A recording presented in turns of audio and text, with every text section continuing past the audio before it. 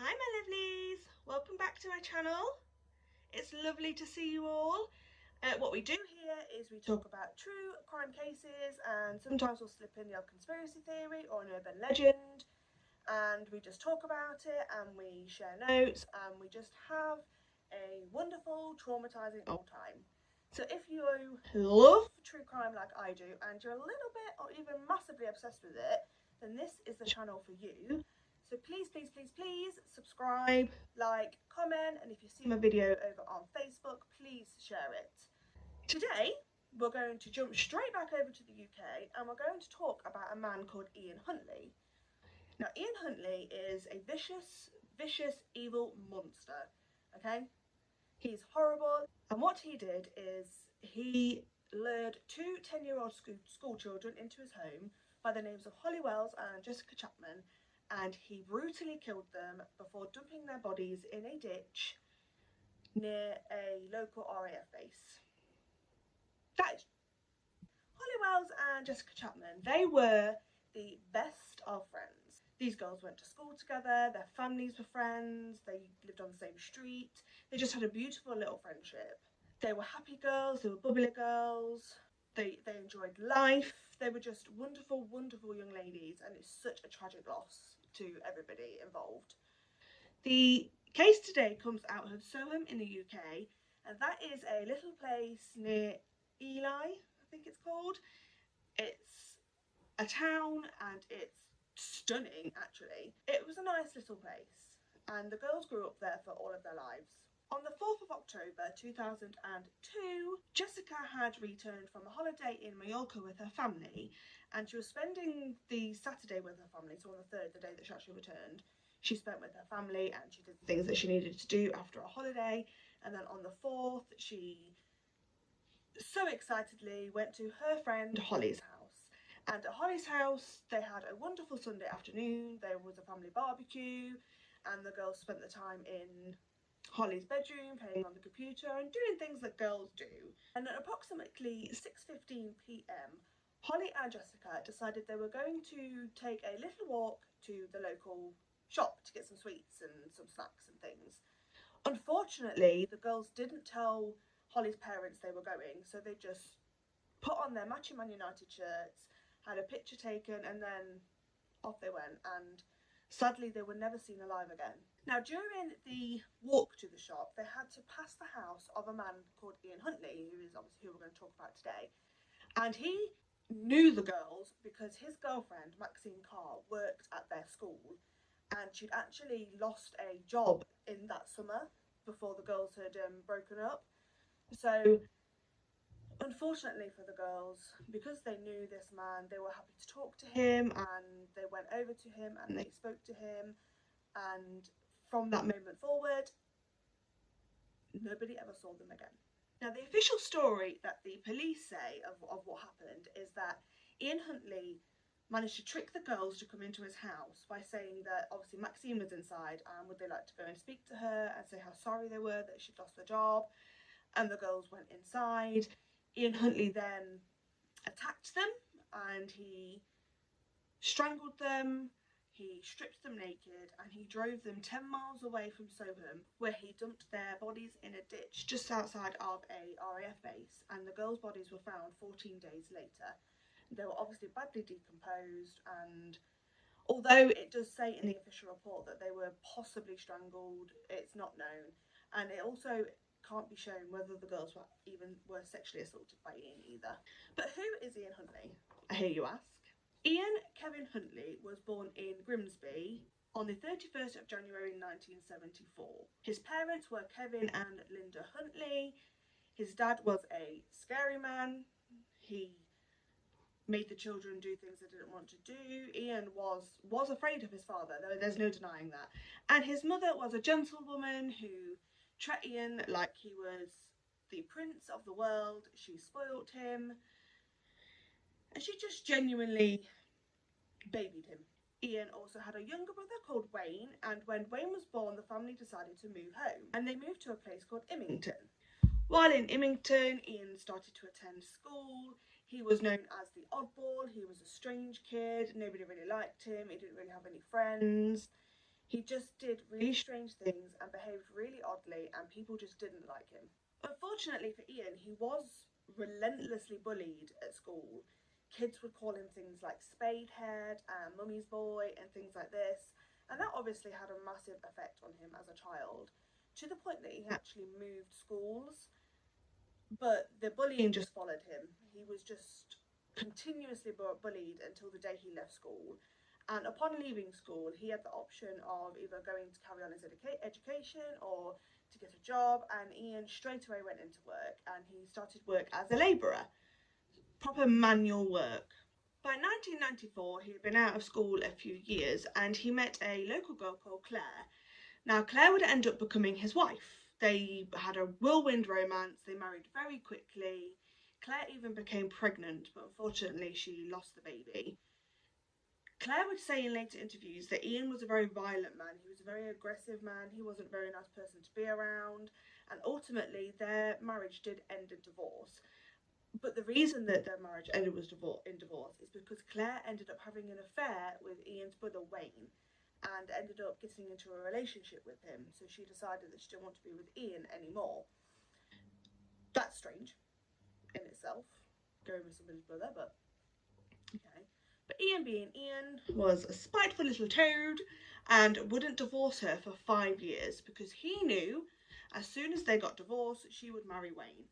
Obviously, from that moment forward, Ian had no contact with her, he had no contact with Wayne, he isolated himself completely. He would travel around getting various jobs, he would be in and out of relationships. It's also very clear that he had relationships with children that were underage. He was seen on previous occasions, on many occasions, walking around with 13, 14-year-old girls. And he also got into another relationship with a young girl that was underage. And I'm not going to mention names, although you can find it on YouTube, I'm just not going to. But he got into a relationship with a young girl, and she got pregnant, and he used to lock her in the house, he used to abuse her, he even pushed her down the stairs. He was very volatile towards her, he was very, very jealous, and like I say, she got pregnant and she wouldn't abort the baby, so that infuriated him. So he used to punch her in the stomach and just genuinely try and hurt her and the baby. Luckily for this girl, she managed to get in contact with her mother, and the rest is history. So from what we can see, in January 1988, that is the first time that Ian Huntley is convicted of a crime. He is arrested and charged for breaking into his neighbour's house and stealing tools. Also in May of that year, he's arrested for the rape of a 18-year-old woman in Grimsby. However, and unfortunately, both cases were dropped because of lack of evidence, and Ian Huntley was free to go and do whatever he wanted to do. Also, unluckily, at the time, police stations around the UK didn't share all the information that they had. So Ian Huntley was able to go on and move away and get jobs that he shouldn't have been allowed to have with his criminal record. Now, in February of 1999, Ian Huntley met Maxine Carr in a nightclub. She was actually there with a boyfriend of hers, and the boyfriend is the person that knew Ian from just around the town, and they got talking, and very, very quickly they fell in love, and they moved in together and started to build a life. Again, Ian was very, very controlling, very jealous, but Maxine Carr wasn't perfect either. She would have affairs, she would antagonize Ian, she was just as manipulative as he was, so they were actually perfect for each other. The couple moved to Burton upon Humber, where they moved into a little flat together and started to build up a home, and they both got jobs. And towards the end of the year, Ian Huntley decided that Maxine Carr was the woman for him, and he proposed to her. She said yes, and you'd think they'd go off into the sunset together and live a happy life, the end. No. The couple spent a few years just happily living together and being in a loving relationship with a few ups and downs and roundabouts. But in 2001, the couple decided that they wanted to move again, and they moved to East Anglia, where they lived in a ground floor flat. Huntley worked as a bartender at a local bar, and Maxine Carr did voluntary work at schools and was the homemaker. She would make the house clean and do the washing and all that kind of juicy stuff. Also during this time, Ian Huntley had reconnected with his father, and his father lived in Littleport, which is near Soham. And his father was a janitor. He was a caretaker at one of the local schools. Ian used to go and help him out at the schools, and during one of these visits, he obviously decided that that is the job that he was destined for. So his father told him about a job that was going at a local school near him. Ian applied for this job, and because there was no checks through police about Ian's past or anything like this, they quite happily gave Ian the job. And this is when him and Maxine Carr decided they were going to move to a little house in Soham. Maxine Carr got a job as a primary school assistant. Initially it was voluntary, and then they ended up putting her on the payroll. And they just lived a normal life. They had a dog, they had a car, and they went to work and they came home. And it was just normal, I guess. So the days that the girls disappeared, Holly's mum, at about 8 p.m, went up to get the girls because a lot of the family was starting to leave, and she wanted at least her daughter to come down and say goodbye to the family members. Obviously, when she went in the room, the girls weren't there, and she thought that was a bit odd. So she called Jessica's mother to see if they were there, and Jessica's mother was like, no, I haven't seen them. So Holly's mum was like, okay, we'll look for them and then we'll give you a call back. So Holly's mum and Holly's brother and Holly's dad went out and searched for the girls on the street and got in contact with some other friends, and nobody had seen them. So at this point, Holly's mum had to call Jessica's mum again to say, look, we can't find them. And then this is when basically both the families joined together, and some of the people on their street mobilised and started the search for the two little girls. Once it got to the curfew time of Holly and Jessica, the parents really then started to panic because the girls were very good girls. They would be home at curfew time, there wouldn't be any excuses. So this is when the family started to think that something just wasn't quite right. So it was at this point that they decided that they needed to call the police. They called the police at 9:55 p.m, and the police mobilised very quickly. Within a few hours, there was over 400 policemen out looking for these little girls, and they were retracing their steps and speaking to people, trying to find witnesses. They obviously went to the shop to see if they'd arrived at the shop. CCTV showed that they hadn't arrived at the shop. So everybody was starting to worry, and this became one of the biggest manhunts in UK history and cost the most money. And now this is when it starts to get a bit weird, okay? Ian Huntley had no reason to approach the police and tell them that he had seen the little girls. He didn't need to. This was probably one of his first downfalls, to be honest. The day after the girls went missing, Ian Huntley approached the police and said, I think I was the last person to see the girls alive. Obviously, based on the fact that he said he was the last person to see them, the police decided that they would search his home. Another mistake made by the police is that they sent one policeman, to the home to search, to see if they could find anything. And obviously he couldn't find anything. He did say that the house smelled very strongly of bleach, and he found it odd that there was clothing on the washing line because it was a very rainy day. But they can't arrest a man based on that. So he just put that in his notes, said everything was good, and they were on their way, and they continued looking elsewhere for Holly and Jessica.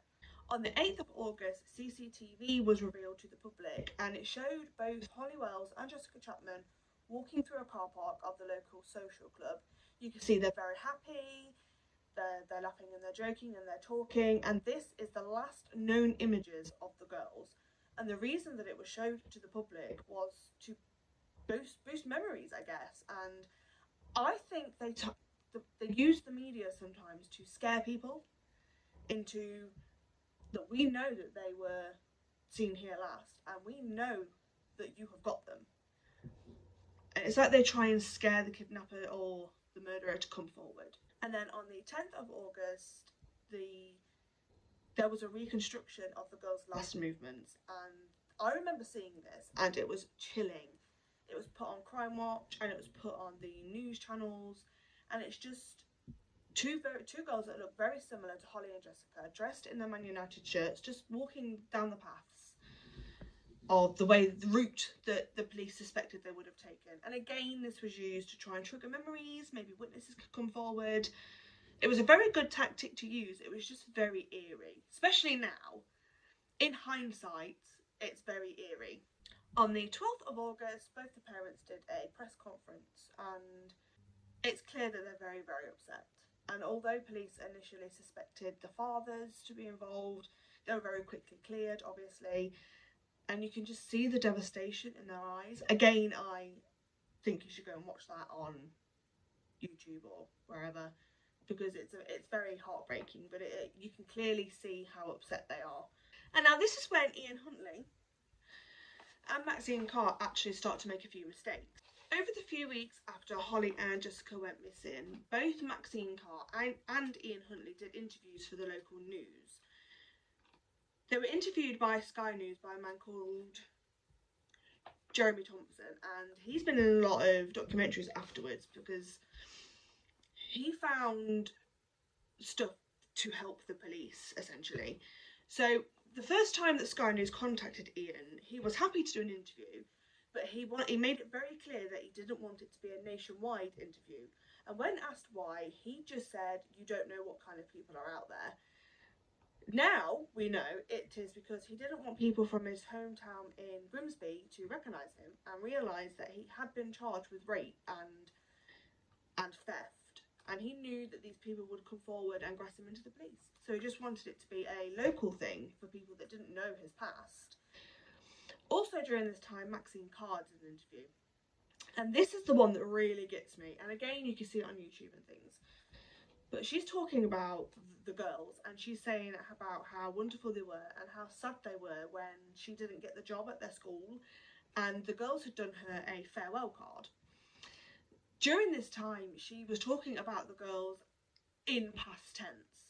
For example, she said, "That's the type of girl she was," end quote.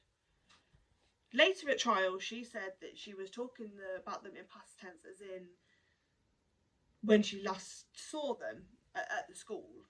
She was so upset. She was this wonderful person at school. Obviously, that's complete nonsense, but that's what she said it was. And at the time, Jeremy Thompson said he didn't even really pick up on it. He was just interviewing a woman that he thought knew the girls and thought could help the police. But it was actually his cameraman that said to him, did you hear that? Did you hear what she said?" And he was like, "No." So they played it back to him, and he said he was physically frozen. He was shocked because he thought, damn, she did it, or they did it. It was like he knew instantly that they were involved in the disappearance of Holly and Jessica. So because Ian obviously inserted himself into this, and he was doing a lot of media things, and he was just acting very strangely, he kept inserting himself and just like hanging around outside his house and sitting in his car and things like this. The police obviously got very suspicious, as you would. So on the 16th of August, the police decided they were going to take Maxine Carr and Ian Huntley in to do witness statements. Essentially, that's what they told them, but it was obviously they wanted to question them further without having to arrest them. And they were questioned for 7 hours, and during these interviews, Maxine Carr was very forthcoming. I mean, she wasn't telling the truth, but she was forthcoming. So, for example, they asked her what they had done on the day that Holly and Jessica went missing, and she said that she was at home washing the dishes because they'd had a Sunday dinner, and she listed off all the things they'd had, and she'd made Ian leave the house and walk the dog because he just gets in her way. Whereas Ian was very cagey. He would reflect back questions, he would cross his arms, he wouldn't give straight answers. He must have known that they were going to get him. Based on the suspicious behaviour of Ian Huntley, the police made the decision to research his home, and they also got a warrant to search his work. While they searched his work, they went into a hangar where they kept bins and rubbish and things, and inside one of these bins they found 2 Man United shirts that had clearly been burnt, and the evidence had clearly tried to be destroyed. However, when the shirts were sent, well, when the whole contents of the bin was actually sent for DNA testing, they managed to find one single fingerprint inside that bin liner, and it was a match to Ian Huntley.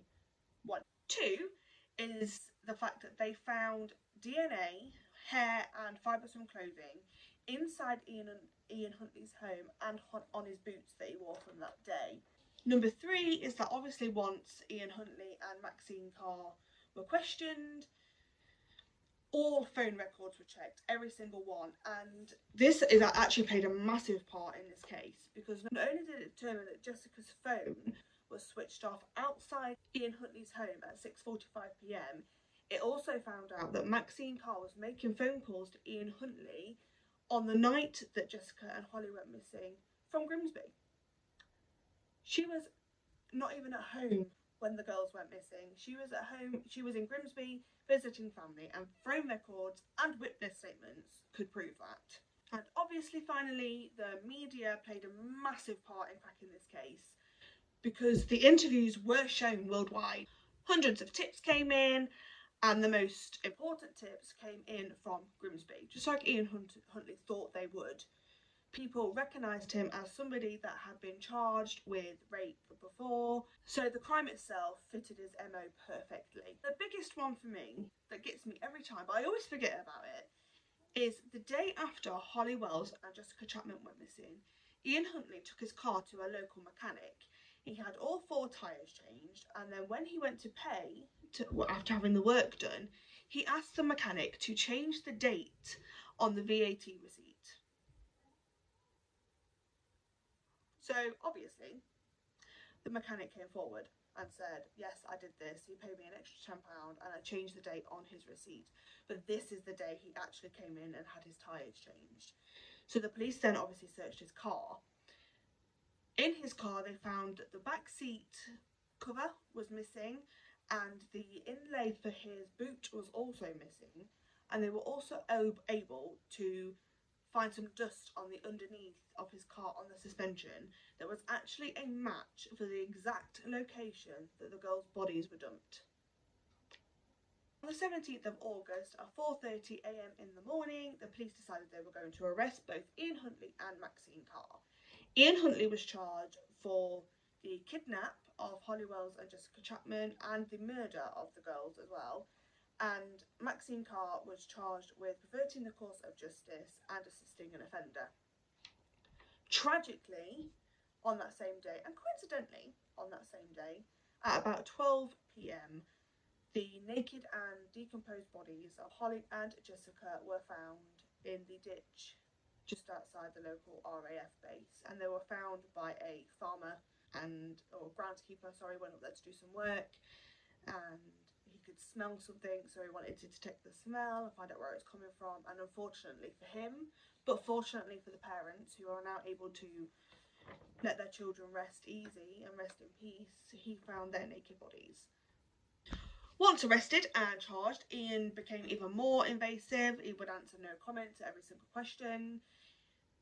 He was unemotional. He didn't give a flying that he had been caught for this crime.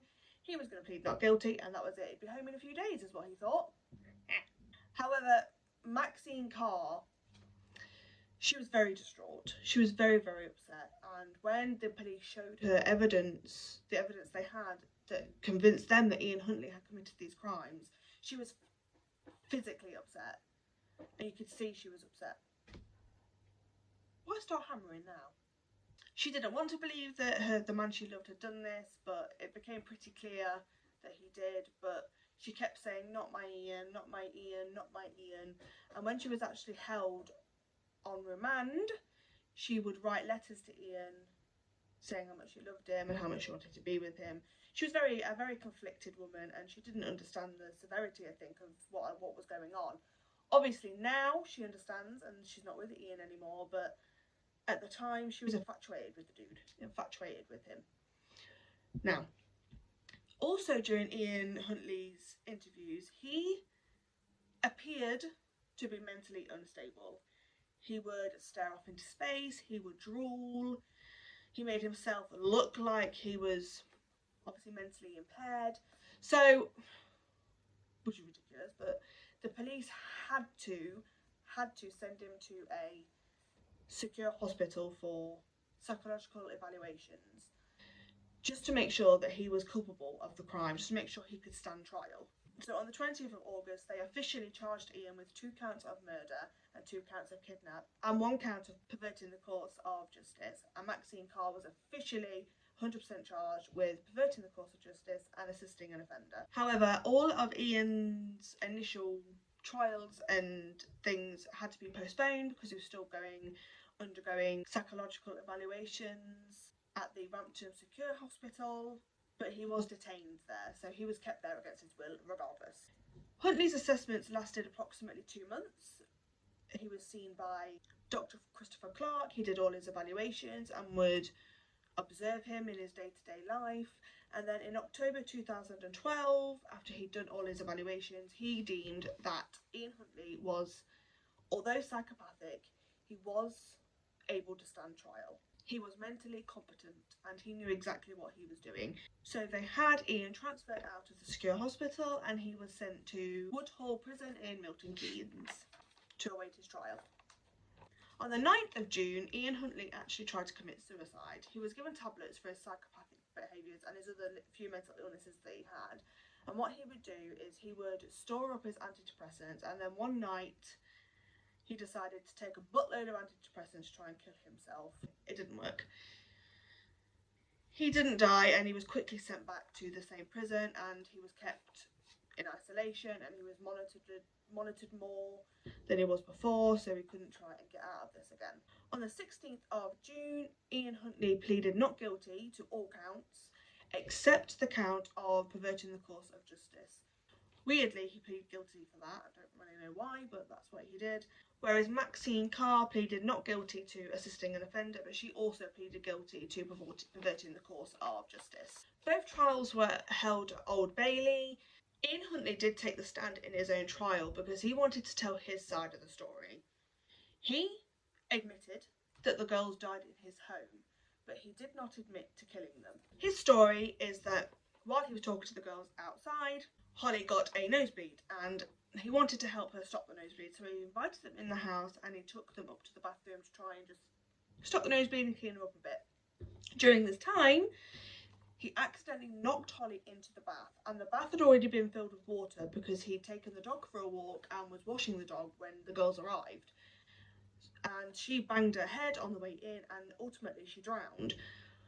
He said he then panicked. He froze, he watched her drown, he didn't know what to do, and then Jessica, obviously seeing her friend die, started screaming, started panicking, and then he put his hand over her mouth and must have put it over her nose as well, and he said he accidentally suffocated her to stop her from screaming. He then said he blacked out and he woke up a little while later covered in his own vomit with 2 dead bodies next to him. So he panicked. He thought because of his criminal past he would get blamed for this, and this is exactly what he told Maxine Carr as well. He would get blamed and he would go to prison even though he didn't do anything wrong. That was his story. Then on the 3rd of December, Maxine Carr stood up in her own trial as well, and she admitted that Ian had told her what had happened, but he told her that he would get in trouble regardless and the police would try to frame it on him. So she agreed to lie for him, and she admits to lying. She said she doesn't deny that she lied. But she says the reason she did this was to protect the man that she loved because she thought the police were out to get him, because that's what Ian had told her. On the 12th of December, the case was sent to the jury. Everybody was very concerned. If Ian Huntley was found not guilty because it was an accident, then he would be able to walk free again. Where the police and Jessica and Holly's parents knew he was a murderer. They knew he did this intentionally. And the fear that they must have felt waiting for that jury to come back. Woo! It took the jury 4 days to come to a verdict, and I don't know why. To me it's pretty cut and dry, but it took them 4 days to decide whether Ian Huntley was guilty or not. Ultimately, they did find him guilty on both counts of murder and on perverting the course of justice. Maxine Carr was also found guilty on perverting the course of justice, but all the other charges she was found not guilty on. So Maxine Carr was awarded 3.5 years in prison. During Ian Huntley's sentencing, he was again unemotional, he didn't react. He was sentenced to 40 years in prison for all his charges, and it's likely he'll never be released. The judge did say that he's a very dangerous man, and if he is ever released, then people should be concerned about the safety of their family and their children. I don't think he'll ever be released. He's just he's a disgusting human being, and I can't bear to even think about him. Maxine Carr has actually since been released from prison. She was released in May of 2004 after serving 42 months. She moved away from the area. Nobody knows where she lives. She's been given a new identity, and she's been able to basically get on with her life. Is that justice? Do you think that's justice? The woman lied. Regardless of her choices and her decisions of why she lied, she still lied when 2 girls died. I don't think 42 months is enough time in prison for somebody that does something like that.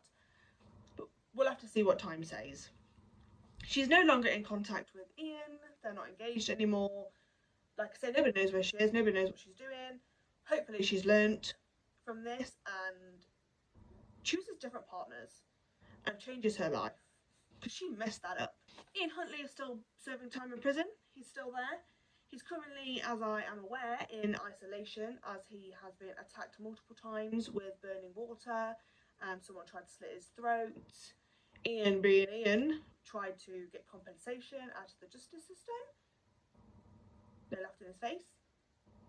He murdered 2 children. He doesn't deserve anything. That is the case of Ian Huntley. Vicious, evil little man. I hope he rots in hell. And can we just take a second to just think about Holly and Jessica and their families? It's been a few years now. It's been a very long time. But the scars don't heal. And the world lost 2 very wonderful, driven young ladies who could have amounted to something incredible. So when you're going about your day and you're doing your thing, just think about Holly and Jessica, who lost their lives in the most awful way. Okay? And hug your children a bit closer. Hold them a bit longer. Read them that extra story. Give them an extra hug. Because you never know what's going to happen. So, thank you. Thank you for spending time with me today. I hope you've enjoyed the video. If you've got any comments, let me know. Please remember to subscribe to my channel and to like and share my videos. It would mean the world to me. You guys are awesome. And I'll see you in the next one, okay? Stay safe. Don't kill anybody. Love you.